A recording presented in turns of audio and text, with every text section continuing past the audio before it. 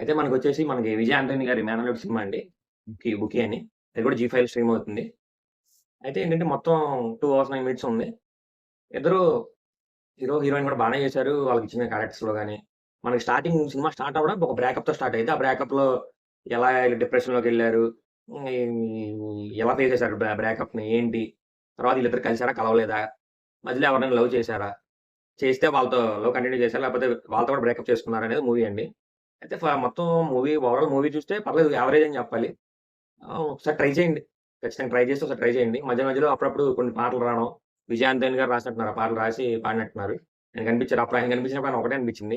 మరి ఇంకా ఉంటే బాగుండు. ఒక క్యారెక్టర్ ఉంటే బాగుండేది కదా! విజయ్ ఆంటోనీ గారు దీంట్లో అన్న ఫీలింగ్ కలిగింది. ఆయన వచ్చినప్పుడల్లా. కొంచెం అక్కడే ఎంగేజింగ్ అనిపించింది. మిగతా 1 ½ అవర్ వరకు ఓకేగా ఎళ్తా ఉంటది.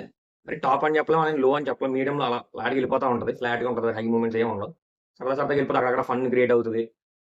లాస్ట్ ఒక హాఫ్ అన్ అవర్ మాత్రం దానికి ఆ సినిమాకి వర్త్ అండి. 'బుకీ' సినిమాకి వర్త్ అని చెప్పొచ్చు. ఎందుకంటే కొంచెం ఎమోషనల్స్ గాని, వాళ్ళిద్దరు మళ్ళీ ఏమైంది? ఇంట్రెస్టింగ్‌గా ఎలా మారింది ఏంటనేది ఈ 30 మినిట్స్ అనే పోర్షన్‌లో చూపిచ్చారు. ఖచ్చితంగా ఏంటంటే ఈ 1 ½ అవర్ మాత్రం అంతగా ఇంప్రెసివ్‌గా కాకపోయినా హాఫ్ అన్ అవర్ బాగా ఇంప్రెసివ్‌గా చూపించడం వల్ల కొంచెం ఫీల్ వచ్చిందన్నమాట. అరే మంచి ఫీల్ గుడ్ మూవీ గదా! అన్న ఫీలింగ్ వచ్చింది. హాఫ్ అన్ అవర్ వరకే మూవీ మొత్తం గాదు. అయితే ఖచ్చితంగా అందరి యాక్టింగ్ బావుంది. తండ్రిగా చేసిన క్యారెక్టర్ ఆయనది బావుంది. అలా అమ్మగారి క్యారెక్టర్‌గా చేశారు. ఈ హీరో గారికి ఆళ్ళని గాని, హీరోయిన్ గాని అందరూ గూడా వాళ్ళకిచ్చిన పాత్రలో వాళ్ళ శైలిలో ఎక్సలెంట్‌గా చేశారని జెప్పాలి. అదే ట్రై చేయండి. ఒకసారి ట్రై చేయండి. జీ5లో స్ట్రీమ్ అవుతుంది. బావుంది. అయితే దీని రేటింగ్ వచ్చేసి 5కి ఒక 2.7 అలా ఇవ్వొచ్చండి. అయితే నా వీడియో మీకు నచ్చినట్లయితే లైక్ చేయండి, షేర్ చేయండి, సబ్స్క్రైబ్ చేయండి.